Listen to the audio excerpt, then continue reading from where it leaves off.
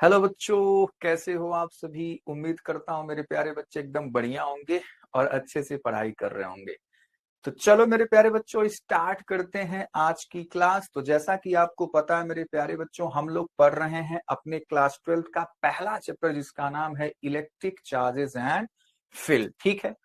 तो आज की क्लास मेरे प्यारे बच्चों इस चैप्टर का दूसरा लेक्चर होने वाला है, जिसमें हम लोग आज बात करेंगे क्या क्या चीजें।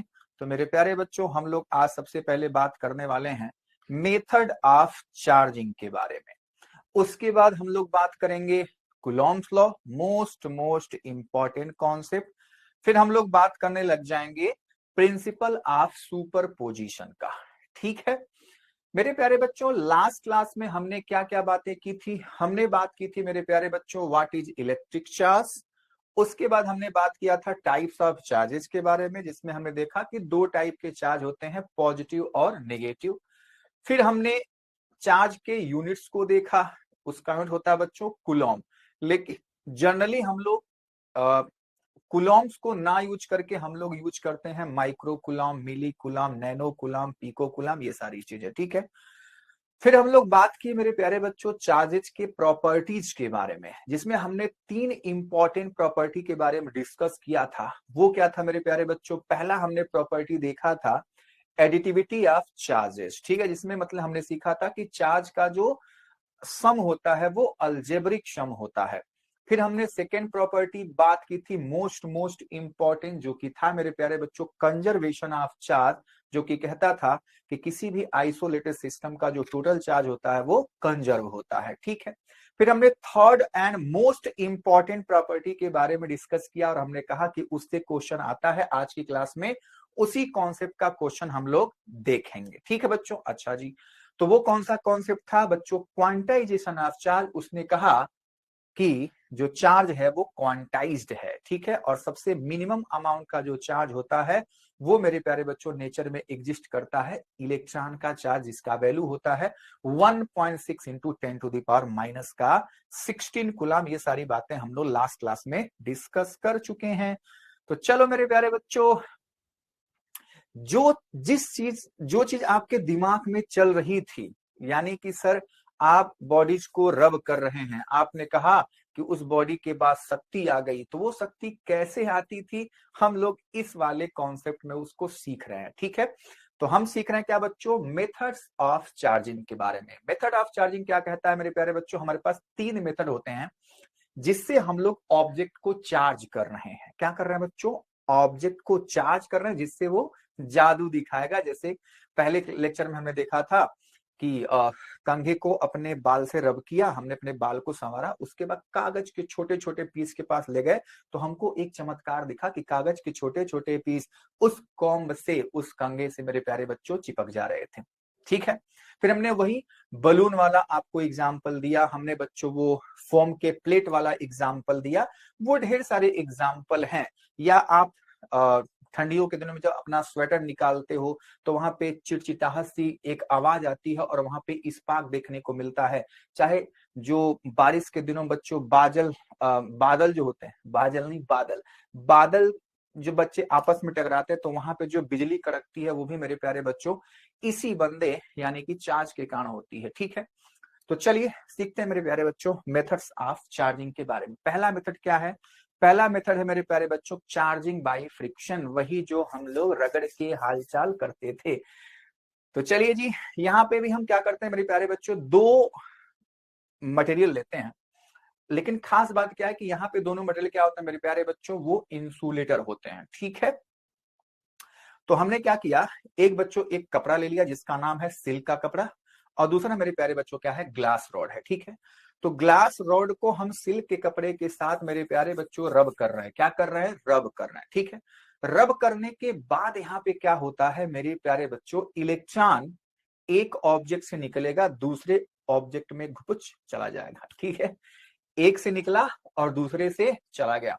तो जिससे इलेक्ट्रॉन निकलेगा वहां मेरे प्यारे बच्चों इलेक्ट्रॉन की डिफिशियंसी हो जाएगी, और जिसमें इलेक्ट्रॉन गया उसमें मेरे प्यारे बच्चों इलेक्ट्रॉन के एक्सेस हो जाएंगे। तो जिससे इलेक्ट्रॉन जाएगा वो ऑब्जेक्ट पॉजिटिवली चार्ज हो गया, जिसमें इलेक्ट्रॉन आया, जिसमें इलेक्ट्रॉन की क्या हो गई बच्चों, अधिकता हो गई, अधिक इलेक्ट्रॉन हो गए, उसमें मेरे प्यारे बच्चों क्या हो जाएगा, निगेटिवली चार्ज आ जाएगा। ठीक है, तो यही कॉन्सेप्ट है। तो हमने क्या किया, इन दोनों ऑब्जेक्ट को आपस में रगड़ दिया। रगड़ने से क्या हो रहा है मेरे प्यारे बच्चों, वो दोनों बॉडीज का जो सरफेस है वो गर्म हो जाता है, यानी कि वहां पे हीट एनर्जी जनरेट होती है, और जो इलेक्ट्रॉन सरफेस पे है मेरे प्यारे बच्चों, वो निकल करके दूसरे वाली बॉडी में कुछ चला जा रहा है। ठीक है, तो यहां से किससे इलेक्ट्रॉन निकल रहा है, तो यहाँ मेरे प्यारे बच्चों जो इलेक्ट्रॉन निकलता है वो निकलता है मेरे प्यारे बच्चों ग्लास रॉड से। ठीक है, ग्लास रॉड से इलेक्ट्रॉन निकला और बच्चे सिल्क के कपड़े में चला गया, इसलिए ग्लास रॉड पॉजिटिवली चार्ज हो गया, और जो सिल्क का कपड़ा है वो मेरे प्यारे बच्चों नेगेटिवली चार्ज हो जाता है। ठीक है, अब किसमें इलेक्ट्रॉन जाएगा, किससे इलेक्ट्रॉन जाएगा, वो मेरे प्यारे बच्चों उस मटेरियल की प्रॉपर्टी है। आपने केमिस्ट्री में सीखा होगा अफिनिटी, फिर हम लोग आगे बात करेंगे मेरे प्यारे बच्चों वर्क फंक्शन की। तो ये ढेर सारे प्रोसेस होते हैं जो डिसाइड करते हैं कि इलेक्ट्रॉन किससे निकलेगा और किस में जाएगा। बात समझ में आ रही है? तो मेरे प्यारे बच्चों यहां पे हमने देखा चार्जिंग बाय फ्रिक्शन का मेथड। ठीक है, तो उसको अगर डिफाइन करना है तो आप उसका डेफिनेशन कैसे लिखोगे, तो आपको मेरे प्यारे बच्चों ये सारी कहानी लिखनी होती है। चलो बारी बारी से इन चीजों को हम लोग पढ़ लेते हैं। क्या लिखा गया है, when a neutral body is rubbed against other neutral body. हम लोग पहले दोनों न्यूट्रल बॉडी ही लेते हैं, है ना। हमारे पास जनरली जो बॉडी है वो न्यूट्रल ही है। न्यूट्रल का मतलब जितने पॉजिटिव चार्ज उतने ही निगेटिव चार्ज, तो नेट चार्ज क्या हुआ, 0। बात समझ में आई? ठीक बात है। चलिए, some electrons are transferred from one body to other. ठीक है, यहां पे क्या हुआ, ग्लास रॉड से इलेक्ट्रॉन निकला और सिल्क के कपड़े में गया। ठीक है बच्चों, अच्छा जी।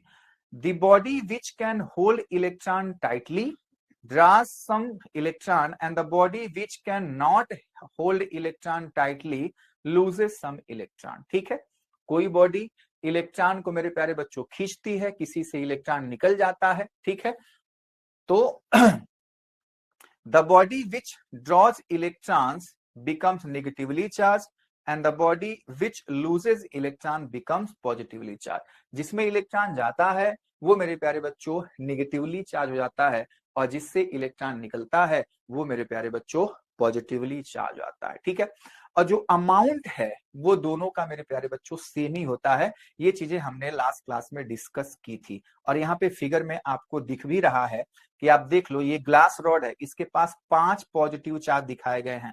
उसी प्रकार से जो हमारे पास सिल्क का कपड़ा है, क्लॉथ है, उसके पास भी 5 नेगेटिव चार्ज ही हैं। तो अमाउंट सेम होगा, लेकिन जो नेचर होगा वो मेरे प्यारे बच्चों क्या होगा, अलग अलग। ठीक है, चलिए। तो यहां मेरे प्यारे बच्चों हमने ग्लास रॉड और सिल्क के बारे में बात किया। तो ग्लास रॉड क्या हो गया, पॉजिटिवली चार्ज हो गया। सिल्क का कपड़ा क्या हुआ बच्चों, नेगेटिवली चार्ज हो गया। और सारी कहानी में अपने प्यारे बच्चों को बता चुका हूं कि जब हमने एक दूसरे को आपस में रगड़ दिया तो इलेक्ट्रॉन एक दूसरे में जाएगा कुछ, और जिसमें इलेक्ट्रॉन आया उसमें इलेक्ट्रॉन का एक्सेस हो गया, जिससे इलेक्ट्रॉन गया उसमें इलेक्ट्रॉन की डिफिशियंसी हो गई। तो एक्सेस वाला इलेक्ट्रॉन मेरे प्यारे बच्चों क्या करेगा, वहां पे निगेटिव चार्ज ज्यादा हो गए। ठीक है, और जहां पे से इलेक्ट्रॉन गया वहां पे पॉजिटिव चार्ज ज्यादा हो गए। तो जिससे इलेक्ट्रॉन गया वो पॉजिटिवली चार्ज, जिसमें इलेक्ट्रॉन आया वो नेगेटिवली चार्ज हो जाता है। ठीक है, मेथड सेकेंड मेरे प्यारे बच्चों, ये मेथड हो रहा है चार्जिंग बाय कंडक्शन। ठीक है, तो ये मेरे प्यारे बच्चों जो मेथड है हम लोग कंडक्टर्स को चार्ज करने के लिए यूज करते हैं। जो पहला मेथड था चार्जिंग बाय फ्रिक्शन, या उसको चार्जिंग रबिंग भी कहते हैं। ठीक है बच्चों, तो उस रबिंग वाले मेथड में, फ्रिक्शन वाले मेथड में हमने क्या किया, दो बॉडीज को आपस में रगड़ा। दोनों बॉडीज क्या थी, न्यूट्रल थी और इंसुलेटर थी। ठीक है, अब हम लोग कंडक्टर्स के बारे में बातचीत करने वाले हैं। बात समझ में आया? ओके सर जी। तो मेरे प्यारे बच्चा लोग, इसमें क्या करते हैं, हमारे पास एक अनचार्ज बॉडी है, या आप कह लो न्यूट्रल बॉडी है। न्यूट्रल कहो, अनचार्ज कहो, दोनों बातें सेम है, यानी कि positive is equals to negative charge. ठीक है, चलो जी। तो अब क्या होगा, हमारे पास एक कोई चार्ज्ड बॉडी है। मान लो हमारे पास ग्लास रॉड है जिसको हमने सिल्क के कपड़े से रगड़ दिया। ठीक है, अब मेरे प्यारे बच्चों मैं क्या करूं, ये फिगर नंबर 1, ये फिगर नंबर 2 है, ये फिगर नंबर 3, ये फिगर नंबर 4 है। तो हमको इसका केवल अभी आधा पार्ट ही देखना है, ये पार्ट। ठीक है, हमको अभी बस मतलब है इसी आधे पार्ट से। हमको पूरे फिगर से अभी लेना देना नहीं है, बस पहले फिगर को देखो, फर्स्ट एंड सेकेंड को देखो। तो हमने क्या किया, अनचार्ज कंडक्टर को मेरे प्यारे बच्चों किसी चार्ज बॉडी से डायरेक्ट टच करवाते हैं। जरा जरा touch me touch me touch me, ठीक है। जब टच करवाएंगे तो मेरे प्यारे बच्चों जो चार्ज बॉडी थी उसका चार्ज निकल करके मेरे प्यारे बच्चों अनचार्ज बॉडी पर डिस्ट्रीब्यूट हो जाएगा, जिससे जो हमारे पास अनचार्ज बॉडी थी वो भी क्या हो गया, चार्ज हो गया। बात समझ में आई कि नहीं आई? तो यहाँ पे मेरे प्यारे बच्चों हमने क्या किया, एक बॉडी ली थी जिसको हमने कहा ए, और एक हमने बॉडी ली थी जो कि चार्ज थी जिसको हमने कहा बी।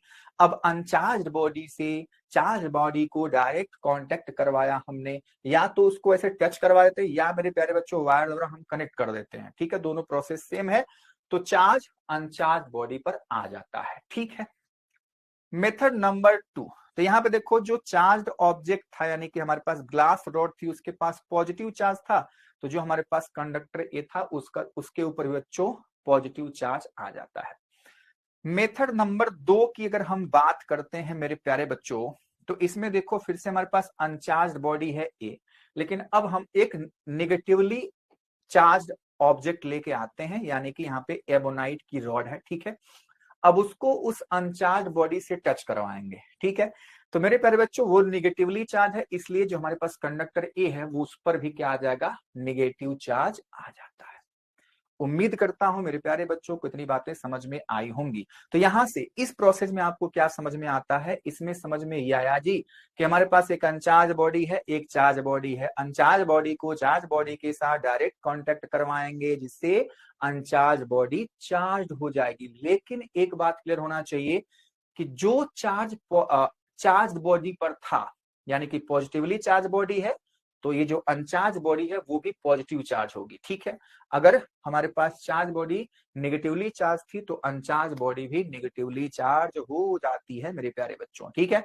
और इसी बात को हम लोग अपनी डिफिनीशन में लिख देते हैं कि in this method we take uncharged conductor A and a charged conductor B, ठीक है। दो बॉडी लेते हैं, ठीक है बच्चों, ए और B. When both are connected, some charge will flow from the charged body to the uncharged body, ठीक है।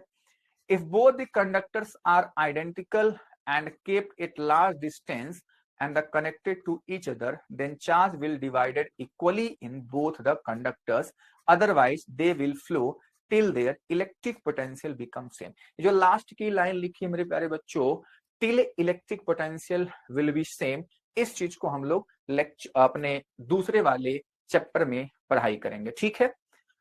लेकिन मैं अगर वर्ड आ गया तो यहाँ पे सारी चीजों को हम समझ लें। जैसे मान लो आपके पास एक पाइप है, ठीक है, दोनों उसके जो सिरे हैं बच्चों हमने काट रखे हैं, दोनों में हमने उस पाइप में पानी भर रखा, ठीक है। अब मैं इसे हाथ से पकड़ा हूं, ठीक है। अगर दोनों मेरे प्यारे बच्चों ग्राउंड से सेम हाइट पर हैं तो किसी तरफ मेरे प्यारे बच्चों पाइप से पानी बाहर नहीं निकलता, ठीक है। लेकिन अगर मैं अपने एक हाथ को ऐसे नीचे कर दूं और दूसरा उसी हाइट पे है तो मेरे प्यारे बच्चों अधिक हाइट से कम हाइट की तरफ पानी फ्लो होने लगता है, ठीक है। अब पानी फ्लो हो रहा है, अब धीरे धीरे मैं क्या करता हूं, नीचे वाला हाथ फिर से उसी हाइट पे ले जाऊंगा तो पानी का फ्लो फिर से क्या हो जाएगा, रुक जाएगा, आपको पता है। तो वही हालचाल यहाँ पे चार्ज के साथ है, ठीक है। जब तक दोनों बॉडी का पोटेंशियल क्या होगा, सेम होगा, ठीक है।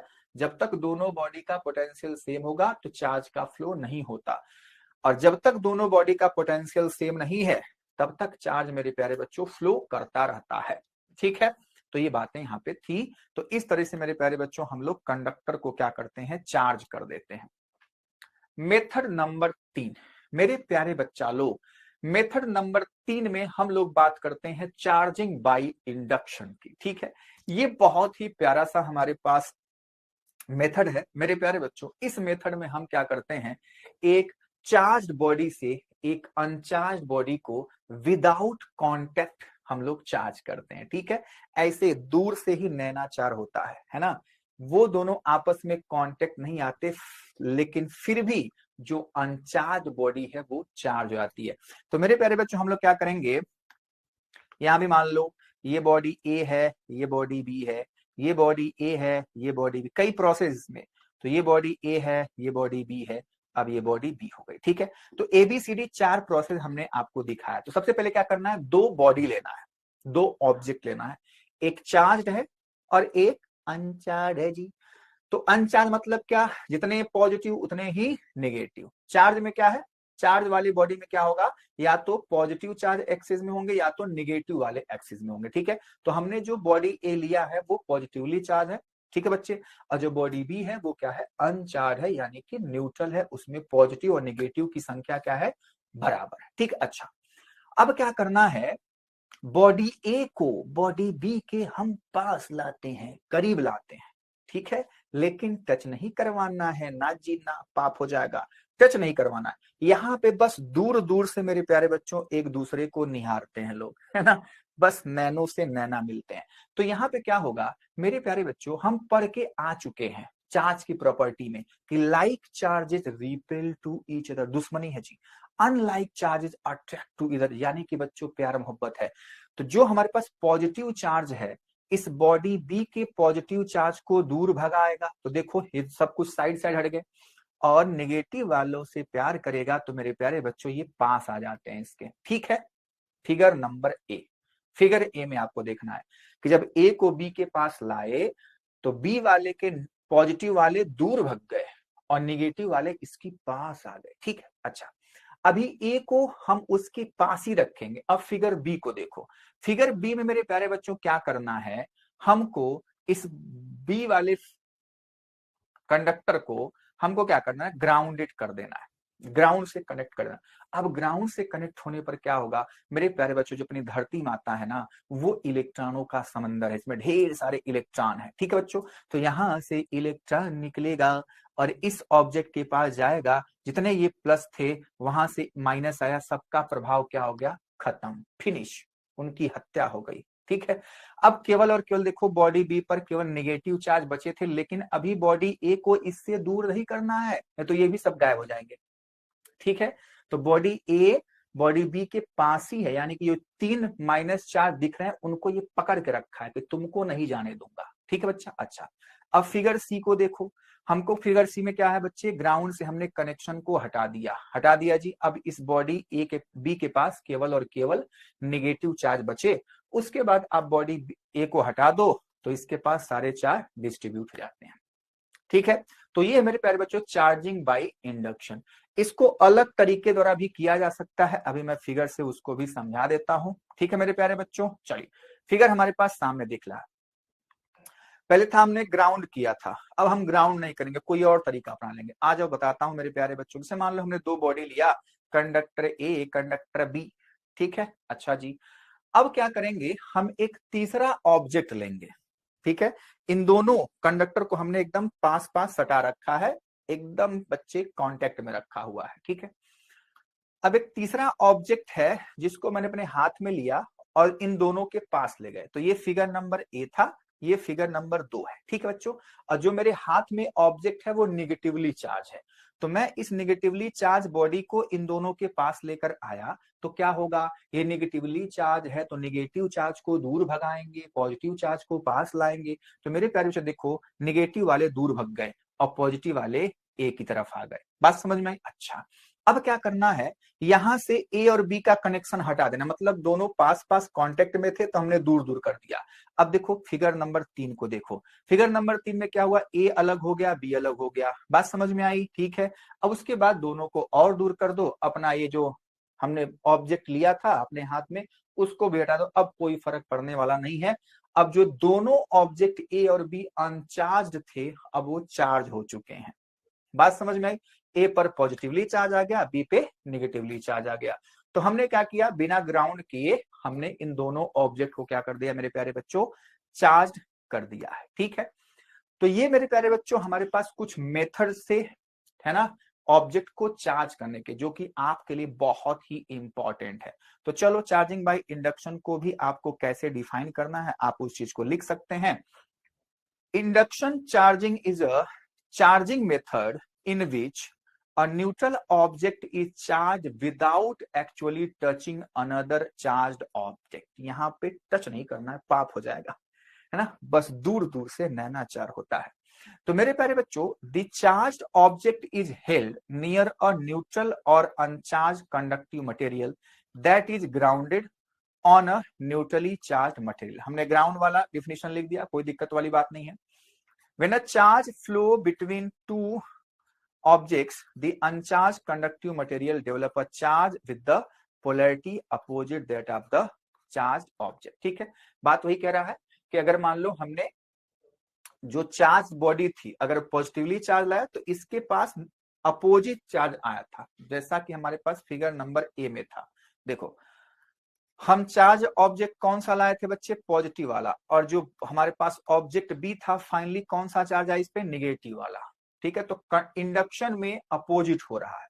अगर आपके पास पॉजिटिवली चार्ज है तो जो अनचार्ज बॉडी है वो नेगेटिवली चार्ज हुई थी, लेकिन चार्जिंग बाय कंडक्शन में क्या था, जो चार्ज बॉडी पे है वही चार्ज अनचार्ज बॉडी के पास भी आता था। ठीक है, तो मेरे प्यारे बच्चों को उम्मीद करता हूं ये सारी बातें अच्छी से समझ में आई। हमने मेथड्स ऑफ चार्जिंग में 3 मेथड सीख लिए जिससे आप लोग ऑब्जेक्ट्स को चार्ज कर सकते हैं। बोलो समझ में आई बात? ओके सर, तो ये तीनों बातें आप याद रखेंगे। अब मेरे प्यारे बच्चों, जो कॉन्सेप्ट हमने कल की क्लास में सीखा था, भूल तो नहीं गए? बहुत पिटाई करूंगा। तो कॉन्सेप्ट क्या था बच्चों, conservation of charge, quantization of charge and additivity of charge. वो 3 प्रॉपर्टी थी जिसमें मैंने कहा था quantization of charge most important concept है आपके सिलेबस में, जिससे हर बारी एक क्वेश्चन जरूर पूछा जाता है आपके जैक बोर्ड में। तो मेरे प्यारे बच्चों, जैक बोर्ड ने पूछा है 2024 में इस क्वेश्चन को, जल्दी से इस क्वेश्चन को आप लोग सॉल्व करने की कोशिश करिए। बहुत ही आसान क्वेश्चन है। कह रहा है question, the minimum amount of charge observe so for. वही कॉन्सेप्ट क्या है, क्वांटाइजेशन ऑफ चार्ज, यानी कि फॉर्मूला हमने सीखा था Q equals to plus minus n e sir जी, Q equals to plus minus n e sir जी। चलो, तो इस फॉर्मूले के हिसाब से हमको तो फॉर्मूला लगाना नहीं है, कुछ कैलकुलेट करना नहीं है। कह रहा है कि मिनिमम अमाउंट ऑफ चार्ज। तो मेरे प्यारे बच्चों, हमने सीखा था 1.6 into 10 to the power minus 19 coulomb. बोल हाँ या ना? सीखा था कि नहीं सीखा था? सीखा था ना।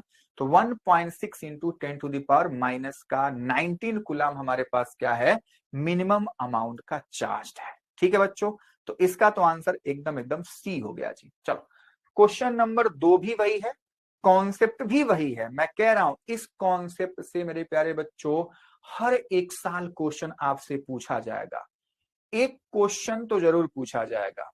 ठीक है, और अधिकतर मैंने देखा है मेरे प्यारे बच्चों, मैंने एनालिसिस किया है कि वो एमसीक्यू क्वेश्चन ही पूछ लिया जा रहा है।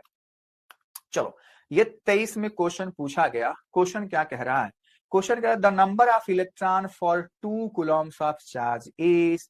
तो मेरे प्यारे बच्चों, हम करेंगे Q इक्वल्स टू एन का फॉर्मूला लगाएंगे, और हमारे पास क्या दिया है, 2 कूलम चार्ज, यानी कि अपन को गिवन है मेरे प्यारे बच्चों, क्या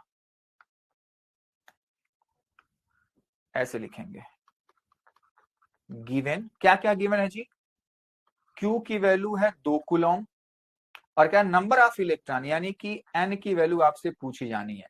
तो ये फॉर्मूला हम अप्लाई करेंगे। इसी फॉर्मूले से मेरे प्यारे बच्चों अगर हम N की वैल्यू कैलकुलेट करें तो Q बाई E हम लिख सकते हैं। तो बस यही फॉर्मूला आप अप्लाई कर दो और आपका क्वेश्चन हो जाएगा। तो आ जाओ, N, Q की वैल्यू क्या है बच्चा, Q की वैल्यू है सर 2। और देखो यूनिट जरूर ध्यान देना, ठीक है, कि सही यूनिट में है कि नहीं है। E की वैल्यू है 1.6 into 10 to the power minus का 19। मेरे प्यारे चलो जल्दी से कट्टी पिट्टी करो और आंसर लाओ, फटाक से आंसर लाइए मेरे प्यारे बच्चा लो। तो N की वैल्यू क्या होनी है, देखो मैं बार बार कहता हूं कि भैया नंबर्स को एक साथ रखो, पावर्स को अलग कर दो। तो पावर क्या जाएगा बच्चों, नीचे से कूद कर सर ऊपर जाएगा, तो वो ये हो जाएगा पॉजिटिव। ठीक है, चलो अब मेरे प्यारे लाल, हम क्या करते हैं, डेसिमल को एकदम छोटे बच्चों से कैलकुलेट करना है, नहीं तो गलत कर दोगे आप लोग। तो छोटे बच्चे कैलकुलेट कैसे करते हैं, पहले डेसिमल को हटाते हैं, तो ऊपर नीचे 10 से मल्टीप्लाई करेंगे, तो यहाँ 20, यहाँ 16 हो जाएगा और यहाँ पे 10 टू द पावर 19 ही रहने वाला है। ठीक है, आप कट्टी पिट्टी करूं, चलो 4 से काटते हैं। 5 बार जाएगा, ये 4 बार जाएगा, तो n की वैल्यू 5/4 हो जाएगी इंटू 10 टू द पावर 19 हो जाएगी। अब तो आपको डिवाइड करने आता होगा। 1 बार जाएगा, 4 1 जा 4, 1 बचा, पॉइंट्स लगाएंगे, 10 हो गया। 2 बार जाएगा, उसके बाद मेरे प्यारे बच्चों 5 बार जाएगा। तो आपको दिख रहा है कि n की value 1.25 into 10 to the power 19 हमारे पास सही आंसर है। ठीक है बच्चा लोग, चलिए देख लेते हैं। 1.25 इंटू 10 टू द पावर 19 हमारे पास सी ऑप्शन करेक्ट आंसर है। बोलो, समझ में आई सारी बातें? यस सर, बहुत मजा आया, बहुत अच्छा। अगला क्वेश्चन मेरे प्यारे बच्चों 2025 में भी पूछा गया है, और ये जो पिछला क्वेश्चन था 23 वाला, उसी में 2 गुलाम से हट करके 1 गुलाम पूछ लिया गया। कितना आसान क्वेश्चन है। तो मेरे प्यारे बच्चों फिर से हम लोग n की वैल्यू निकालेंगे और q बाई ई कर देंगे। डायरेक्ट लगाऊं तो n की वैल्यू क्या हो जाएगी, q की जगह पे क्या रखा है 1 कुलाम, e की value 1.6 into 10 to the power minus का 19 होता है जी। ओके सर, तो n की वैल्यू क्या हो जानी है, n की value 1/1.6 into 10 to the power 19। ठीक है बच्चे, चल n की वैल्यू 10 से ऊपर नीचे मल्टीप्लाई कर ले, 10 और ये 16। अभी भी कुछ बात बना नहीं बना, चल कोई बात नहीं, और बात बनाते हैं, और बात बनाते हैं। तो एक पावर इससे ले लेता हूं, तो ये हो जाएगा 100, ये हो जाएगा 16, एक पावर लिया तो कितना बचा, 18 बचा सर। ओके मेरे प्यारे लाल, तो n इज इक्वल्स टू क्या हो जाएगा, कितनी बार से जाएगा बच्चे, 4 से काट लो, चलो 4 से कट्टी पिट्टी करते हैं सर। तो 25 चौको 100, 4 चौको 16, है ना। 4 से डिवाइड कर रहे हैं, सॉरी 4 से कट्टी पिट्टी कर रहे हैं, तो 4 16 से जाएगा 4 बार में, और ये 25 बार में जाएगा। अब कितना बचेगा, 25/4 इंटू 10 टू द पावर 18। चलो अब कट्टी पिट्टी करते हैं, तो कितनी बार जाएगा बच्चा, 6 बार जाएगा। पॉइंट कितना बचा भैया, 10 बचा, तो 2 बार जाएगा, कितना बचा 20 हो जाएगा, तो 5 बार जाएगा। तो n is equals to 6.25 into 10 to the power 18। ओहो हो, क्या बात है सर, क्या बात है, इतना इजी इजी क्वेश्चन पूछता है क्या। हाँ बच्चे, तो हमारे पास कौन सा आंसर है, ए ऑप्शन करेक्ट है। ठीक है, तो जो हमने लेक्चर 1 में मेरे प्यारे बच्चों क्वांटाइजेशन ऑफ चार्ज कॉन्सेप्ट सीखा था, तो मेरे प्यारे बच्चों उसके हमने 3 क्वेश्चन सॉल्व किए, और ये तीनों क्वेश्चन पीवाईक्यू क्वेश्चन थे, 23, 24, 25 में पूछे गए। ठीक है, चलो अब मेरे प्यारे बच्चों इस चैप्टर का सबसे मोस्ट इंपॉर्टेंट कॉन्सेप्ट हम लोग सीखने वाले हैं, और वो क्या है जी, कूलॉम्स लॉ। ठीक है, तो जैसा मेरे प्यारे बच्चों हमने पहले दिन बताया, पहले लेक्चर में, कि भैया मैटर की प्रॉपर्टी होती है चार्ज। ठीक है, जैसे मास था, तो मैं इस कूलॉम्स लॉ को मेरे प्यारे बच्चों वही जो क्लास 11th में हमने 2 मास के बीच लगने वाले ग्रेविटेशनल फोर्स को सीखा था, उसी हिसाब से मैं अपने प्यारे बच्चों को कूलॉम्स लॉ भी सिखाऊंगा। ठीक है, तो चलो सीखते हैं जी। जैसे मान लो क्लास 11th की बात बहुत पुरानी बात हो गई सर, है ना, बहुत दिनों की बात है, 12th में हम बात कर रहे हैं। तो वहां पे जैसे आप बात करते थे कि मेरे पास 2 बॉडी थी, मान लो हम मास की बात कर लेते हैं m1 m2, तो ये m1 है, ये m2 है, बीच का डिस्टेंस r है। तो मेरे प्यारे बच्चों सेम फिगर यहां भी बनेगा, 2 हमारे पास पॉइंट चार्ज होंगे, जिसको मैं बोलूंगा q1, इसको बोलूंगा q2, बीच का डिस्टेंस r हो जाएगा। तो न्यूटन साहब ने क्या कहा था कि 2 बॉडीज के बीच में जो ग्रेविटेशनल फोर्स लगता है, पहली बात वो क्या होता है बच्चों, इन दोनों के मास के प्रोडक्ट के डायरेक्टली प्रोपोर्शनल होता है। तो वही सेम टू सेम बात हमारे कूलाम साहब ने चिपका दिया कि दो पॉइंट्स चार्ज के बीच में जो इलेक्ट्रिक फोर्स लगता है वो मेरे प्यारे बच्चों F directly proportional to product of their charges. ठीक है, बहुत सही सर, बहुत सही। दूसरी बात न्यूटन साहब ने कही थी डिस्टेंस के हिसाब से, तो उन्होंने कहा था क्या, उन्होंने कहा था कि जो फोर्स है वो डिस्टेंस के मतलब आर स्क्वायर के इनवर्सली प्रोपोर्शनल है। तो वही बात सेम टू सेम हमारे, ये पहली बात थी ना, वही बात सेम टू सेम मेरे प्यारे बच्चों कूलॉम साहब ने भी चपका दी कि क्या F inversely proportional to r square के। ठीक है, सही लग रहा सब कुछ, बहुत सही सर, बहुत अच्छा लग रहा, बहुत अच्छा लग रहा है। चलो अब इन सबको ऊपर करता हूं।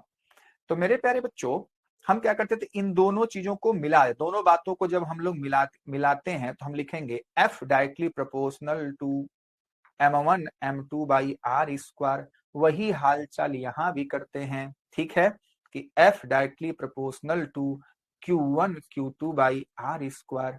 ठीक है बच्चे, Q1 Q2 by r square. अच्छा, यहाँ पे मेरे पैर जब इक्वल का साइन आता है तो एक कांस्टेंट आता है जिसको हम universal gravitational constant capital G कहते हैं। ठीक है, तो वो जाता था m1 m2 by r square. यहाँ पे जब इक्वल का साइन हटेगा तो यहाँ भी एक कांस्टेंट आएगा, उसको हम के भी लिखते हैं, और यार डायरेक्ट इसकी वैल्यू होती है 1/4 पाई एप्सिलॉन नॉट। ठीक है, तो चलो अभी के ही लिख लो आर स्क्वायर। तो मेरे प्यारे बच्चों देखो, जो फॉर्मूला है ऑलमोस्ट सेम है कि नहीं, सेम है। आप कहेंगे हाँ सर बहुत सही, एकदम सेम दिख रहा है। ठीक है, कि जैसे वहां पे दो मास के बीच में फोर्स लगता था वही हालचाल मेरे प्यारे बच्चों यहां देखने को मिलेगा कूलॉम्स लॉ में दो पॉइंट्स चार्जेस के बीच। ठीक है, तो ये मेरे प्यारे बच्चों लगभग सिमिलर है, लेकिन कुछ यहाँ पे डिफरेंस भी है, उन बातों को हम लोग अभी सीखेंगे। जैसे मान लो अगर मास की बात करो तो मास केवल एक टाइप का है, वो पॉजिटिव नेगेटिव नहीं है।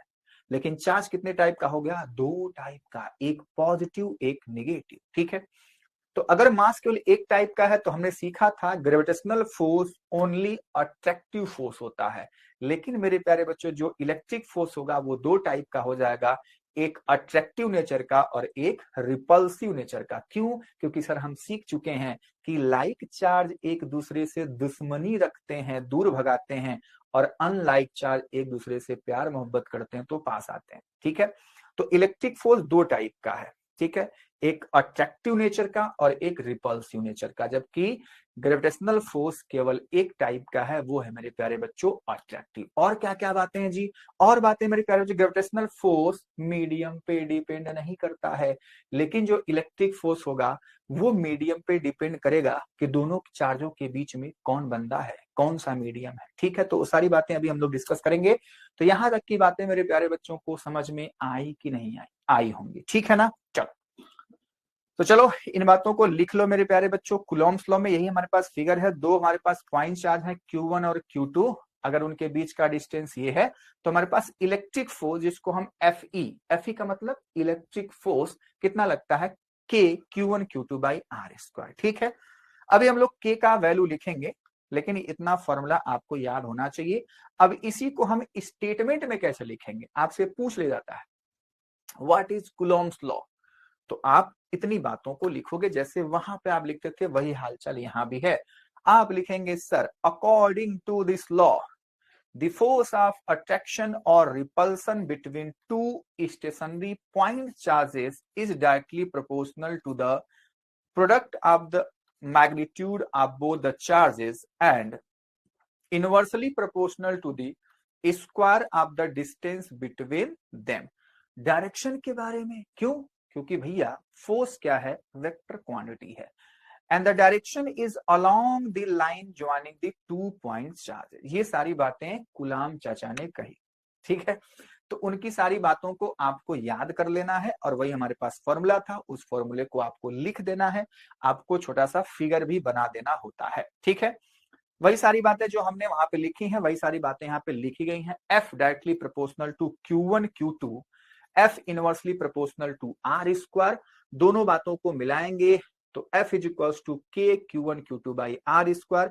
यहाँ पे जो K की वैल्यू है वो है मेरे प्यारे बच्चों 1/4πε0। ठीक है, क्या पढ़ोगे, मेरे साथ पढ़ो, 1/4πε0। बहुत लोग एप्सिलन नॉट कहते हैं, बहुत लोग एप्साइलन कहते हैं, तो जो आपको अच्छा लगे आप कह सकते हैं, ये इंडिया है। ठीक है, एप्साइलन नॉट या एप्सिलन नॉट जो भी कह लो। ठीक है बच्चे, तो ये हमारे पास फॉर्मूला है किसका मेरे प्यारे बच्चों, कुलोम्स लॉ का। ठीक है, कि दो पॉइंट चार्ज के बीच में कितना फोर्स लगता है, 1/4πε0 Q1 Q2/r²।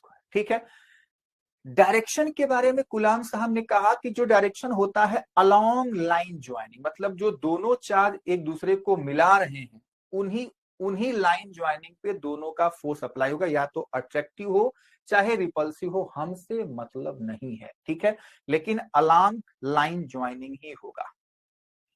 तो मेरे प्यारे बच्चों हम कुछ बातें कर लेते हैं पॉइंट्स वाइज। जैसे मान लो कि इसका एसआई यूनिट क्या होगा, क्योंकि बच्चे घबरा जाते हैं अगर आपसे पूछ जाता है बताइए भैया कि फोर्स का यूनिट न्यूटन है, तो ग्रेविटेशनल फोर्स का यूनिट बता दो, फ्रिक्शन फोर्स का यूनिट बता दो, तो बच्चे एकदम पूरा सोच में जाते हैं क्या होगा, क्या हो सकता है, मैंने तो फोर्स का सुना था, ये तो बंदा ग्रेविटेशनल फोर्स का पूछ रहा है, इलेक्ट्रिक फोर्स का पूछ रहा है, मैग्नेटिक फोर्स का पूछ रहा है, फ्रिक्शन फोर्स का पूछ रहा है, मैंने तो केवल फोर्स का सीखा है।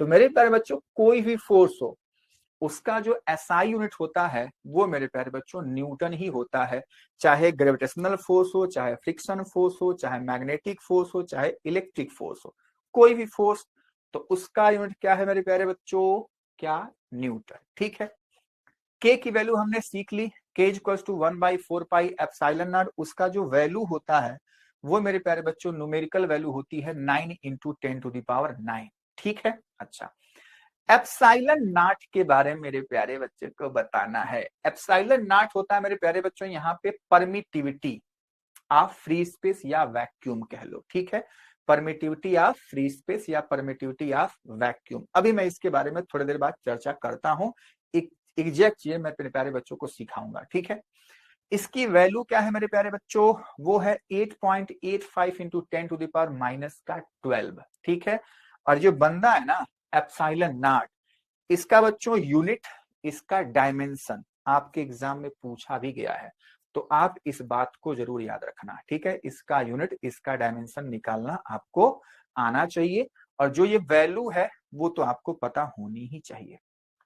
ठीक है, चलिए, तो मेरे प्यारे बच्चों हमने फोर्स को डिफाइन कर दिया कि दो पॉइंट चार्ज।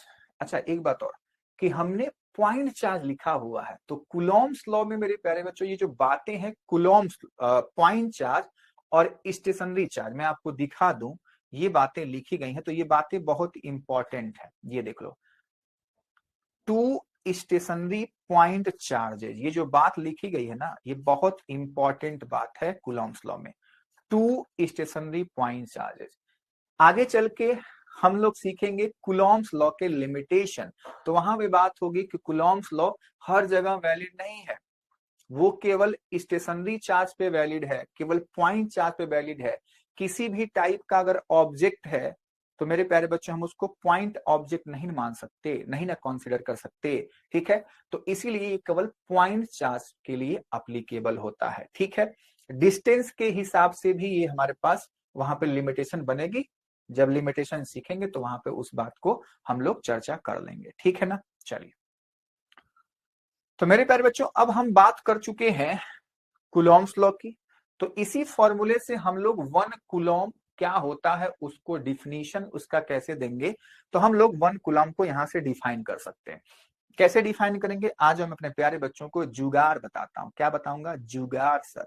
देखो, फोर्स का फॉर्मूला हो गया 1/4πε0 Q1 Q2/r²। ठीक है, अगर इस फॉर्मूले में मेरे प्यारे लाल मैं क्या करूं, Q1 और Q2 दोनों को 1 कुलॉम कर दूं, R की वैल्यू में 1 मीटर कर दूं, तो क्या होगा, आ जाओ देखते हैं।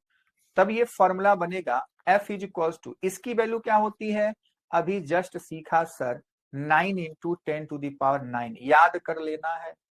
बहुत पिटाई करूंगा, बहुत पिटाई करूंगा, क्या कर लेना बच्चों, याद कर लेना है। ठीक है। Q1 Q2 1 इंटू 1, 1 का स्क्वायर, कोई फर्क पड़ा क्या? नहीं। तो F की वैल्यू है 9 इंटू 10 टू द पावर 9।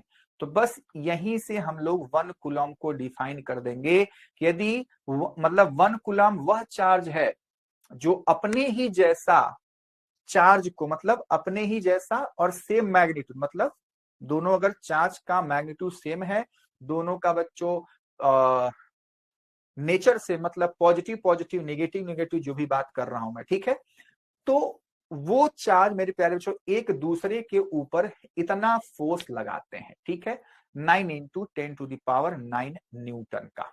तो उस बात को मेरे प्यारे बच्चों यहाँ पे लिखा गया है, आप इस बात को पढ़ सकते हैं।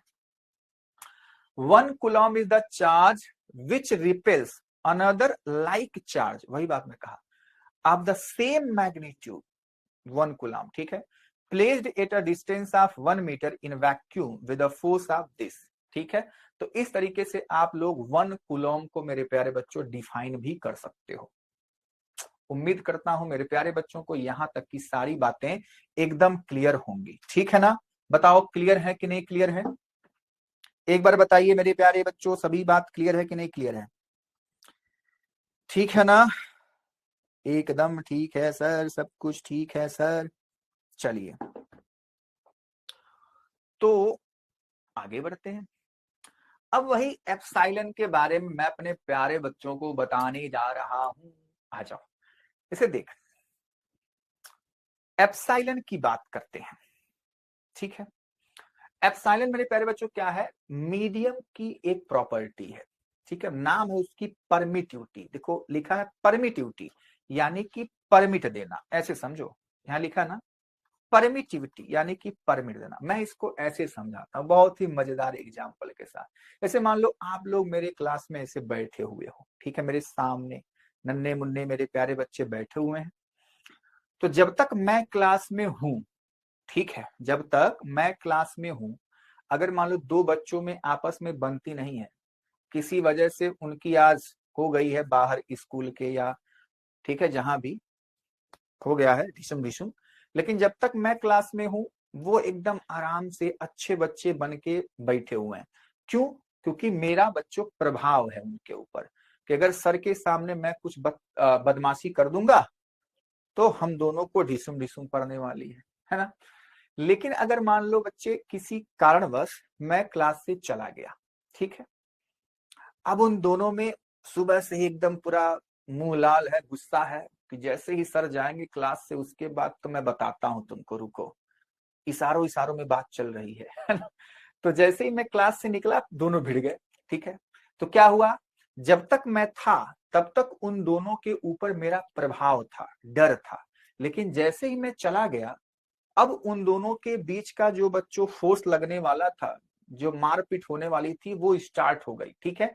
तो वही हालचाल मेरे प्यारे बच्चों परमिटिविटी का है, कि जब दोनों चार्ज के बीच में कोई मीडियम आ जाएगा तो वो डिसाइड करेगा कि उन दोनों के बीच कितना फोर्स अप्लाई होगा, वो परमिशन देगा। जैसे मैं परमिशन दे रहा था कि जब तक मैं हूं एकदम अच्छे बच्चे बनना है ठीक है, झगड़ा मार बिल्कुल नहीं करना है।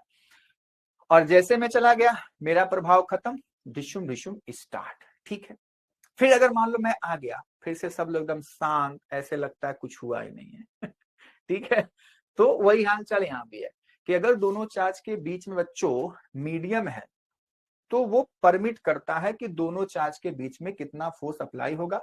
अगर दोनों चार्ज के बीच में कुछ नहीं है, कुछ नहीं का मतलब क्या है, फ्री स्पेस यानी कि वैक्यूम, तब बच्चे उन दोनों के बीच का जो फोर्स होगा वो मैक्सिमम होगा, क्योंकि कोई डिसाइड करने वाला नहीं है, कोई परमिशन देने वाला नहीं है, एकदम मैक्सिमम फोर्स इन दोनों के बीच अप्लाई होता है, ठीक है।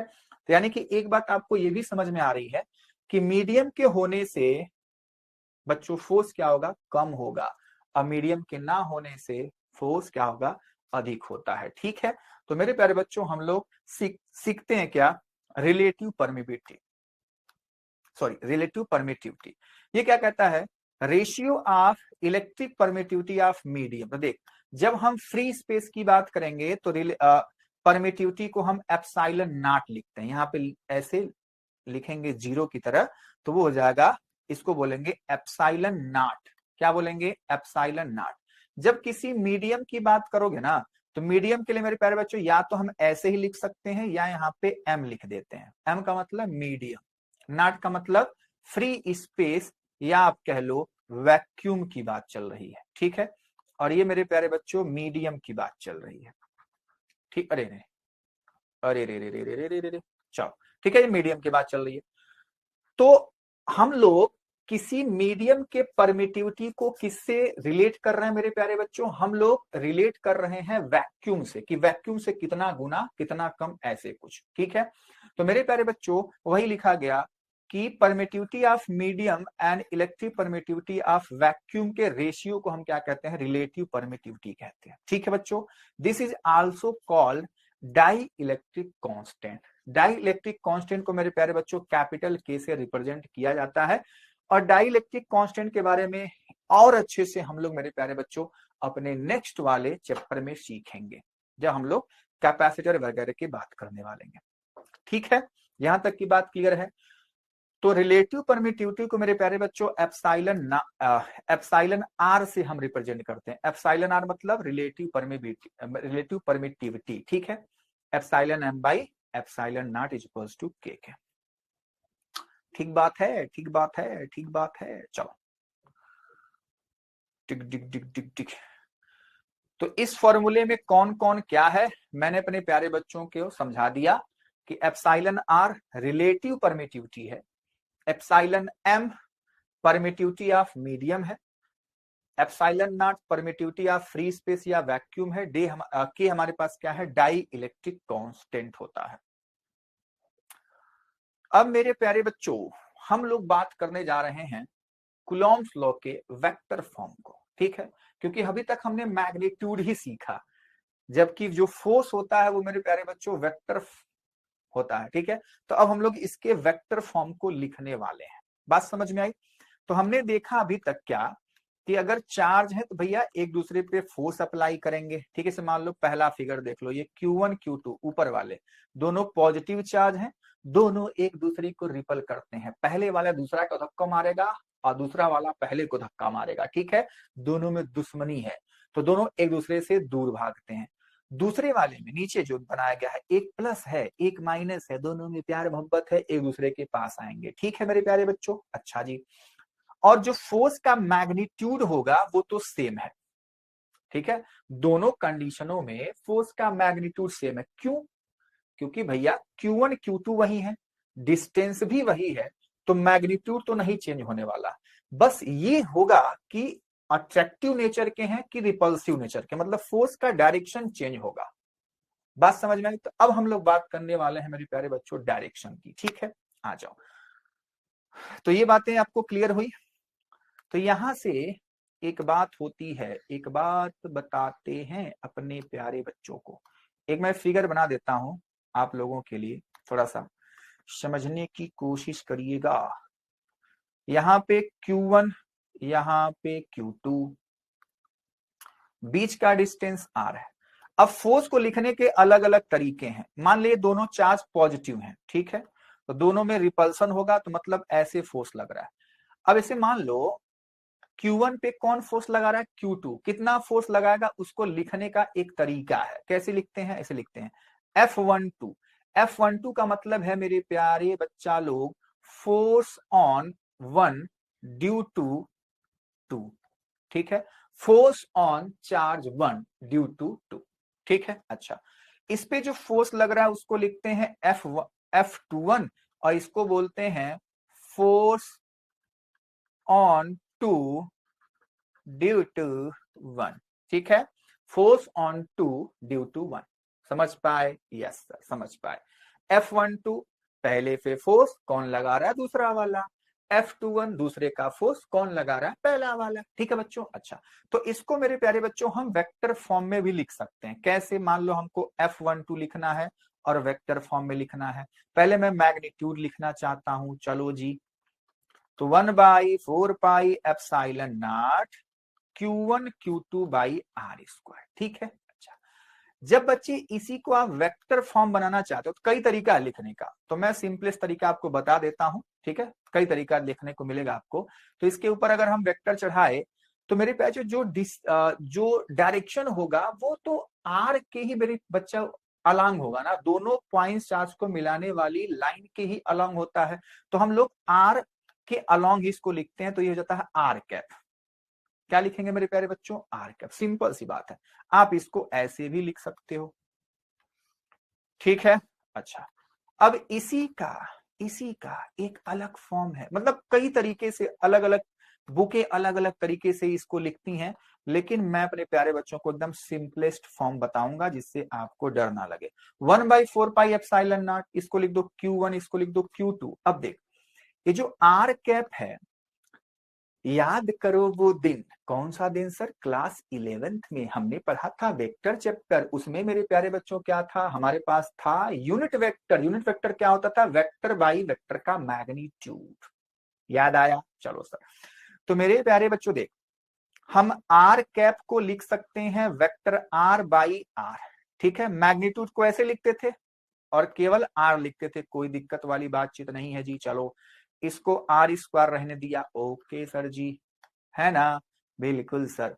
तो नेक्स्ट लाइन में मैं इसी चीज को मैं ऐसे लिख सकता हूं, 1/4πε0 Q1 Q2 are square and are क्या हो गया? आर क्यूब, और ये हो जाएगा आर वेक्टर।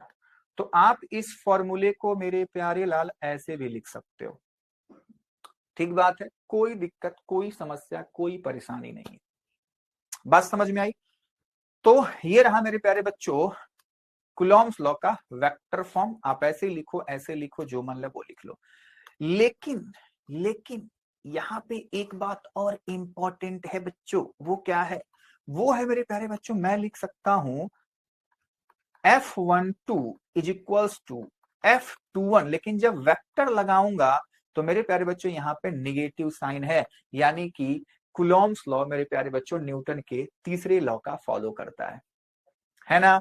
आप देख सकते हैं मैग्नीट्यूड सेम लेकिन डायरेक्शन अपोजिट है ना। तो मेरे प्यारे बच्चों हम लोग इसको ऐसे लिख सकते हैं। बात समझ में आई? तो इसलिए ये न्यूटन के थर्ड लॉ को फॉलो करता है। तो वही सारी बातें यहाँ पे लिखी गई हैं, इसको ऐसे भी लिख सकते हो। बात समझ में आई? R12, ठीक है, R21, जैसे मतलब वैसे लिख लो, कोई दिक्कत वाली बात चीत यहाँ पे नहीं होती है। ओके बच्चा लोग, बोलो इतनी बात मेरे प्यारे बच्चों को समझ में आई कि नहीं आई? ये लिखने का अलग अलग तरीका है। अब हम लोग आ चुके हैं मेरे प्यारे बच्चों कुलॉम्स लॉ के लिमिटेशन में, ठीक है। फिर हम लोग आज की क्लास एंड कर देंगे, है ना। कुलॉम्स लॉ के लिमिटेशन में मेरे प्यारे बच्चों सबसे पहला क्या होना चाहिए कि ये भैया केवल और केवल स्टेशनरी चार्ज के लिए वैलिड है। तो वही बातें यहाँ पे लिख दी गई हैं कि this law is true only for stationary charges, not for moving charges, ठीक है। This law is true only for point charge, हमने बात कही थी। फिर हमने डिस्टेंस के हिसाब से कहा था कि ये जो लॉ है मेरे प्यारे बच्चों वो फर्मी मीटर से कम डिस्टेंस पर बच्चों अप्लाई नहीं होता है, क्योंकि उससे कम डिस्टेंस पे मेरे प्यारे बच्चों वहां पे न्यूक्लियर फोर्स आ जाता है, ठीक है। और न्यूक्लियर फोर्स बहुत ही तगड़ा फोर्स है। बात समझ में आई? तो अगर हम फर्मी मीटर से कम डिस्टेंस देखते हैं तो वहां पे मेरे प्यारे बच्चों कुलॉम्स लॉ अप्लीकेबल नहीं होता है। तो इन तीनों को आपको याद रखना चाहिए, ठीक बात है। उम्मीद करता हूं मेरे प्यारे बच्चों को इतनी बातें अच्छे से समझ में आई होंगी। अरे बोल हाँ या ना? आई ना बच्चों? ठीक है। तो आज की क्लास में हमने क्या क्या सीखा, बता दो, कौन बताएगा? आज की क्लास में मेरी प्यारी बच्चों हमने सीखा इलेक्ट्रिक चार्ज को लाने के तरीके, किसी बॉडी पर जो इलेक्ट्रिक चार्ज है वो कैसे आता है। तो हमने मेथड्स देखा था, मेथड्स ऑफ चार्जिंग, यानी कि फ्रिक्शन मेथड हमने सीखा, कंडक्शन मेथड हमने सीखा मेरे प्यारे बच्चों, इंडक्शन मेथड, इन मेथड को हमने सीखा था, ठीक है। उसके बाद सबसे इंपॉर्टेंट बात हमने सीखा मेरे प्यारे बच्चों Coulomb's law. Coulomb's law similar है किसके बच्चों? न्यूटन्स के ग्रेविटेशनल लॉ के जैसा, लेकिन वहां पे मास की बात होती है, यहाँ पे चार्ज की बात होती है, तो मास अलग था, चार्ज अलग है। ठीक है, फिर हमने कूलॉम्स लॉ के लिमिटेशन को भी सीखा। तो उम्मीद करता हूं मेरे प्यारे बच्चों को यहां तक की सारी बातें अच्छे से क्लियर हैं। ठीक है, तो आज की क्लास मेरे प्यारे बच्चों यहीं तक रखते हैं। नेक्स्ट क्लास में हम लोग यहाँ से चीजों को आगे बढ़ाएंगे, फिर हम लोग सीखेंगे सुपरपोजिशन प्रिंसिपल को, फिर हम लोग सीखेंगे इलेक्ट्रिक फील्ड को, फिर हम लोग electric field due two point charges, ये सारी बातें हम लोग नेक्स्ट क्लास में करने वाले हैं। तो उम्मीद करता हूं आज की क्लास में जो भी मैंने आपको सिखाया वो सारी बातें मेरे प्यारे बच्चों को अच्छे से समझ में आई होंगी। ठीक है, तो मेरे प्यारे बच्चों अगर कॉन्सेप्ट से रिलेटेड आपको कोई भी क्वेरी है तो आप लोग फिलो एप्लीकेशन को डाउनलोड कर सकते हैं, और वहां पे मेरे प्यारे बच्चों विद इन 60 सेकेंड आप हर एक क्वेश्चन का बच्चों आंसर पा सकते हैं एक अच्छे ट्यूटर के साथ। ठीक है बच्चा, तो ये सुविधाएं आप लोगों के लिए मेरे प्यारे बच्चों उपलब्ध है हमारे फिलो प्लेटफॉर्म द्वारा, तो इन सब का लाभ आप लोग जरूर उठाइए। तो मेरे प्यारे बच्चों मैं उम्मीद करता हूं कि आप लोग लाइक करेंगे, सब्सक्राइब करेंगे और अपने सभी दोस्तों से हम लोग के बारे में, अपने पढ़ाई के बारे में बताएंगे कि हाँ जी एक प्लेटफॉर्म है जो कि बहुत अच्छा एजुकेशन के फील्ड में कर रहा है, तो उससे आप लोग भी सीखिए। तो मेरे प्यारे बच्चों इसी के साथ चलो मिलते हैं नेक्स्ट क्लास में। बाय बाय, टेक केयर, मस्त रहिए।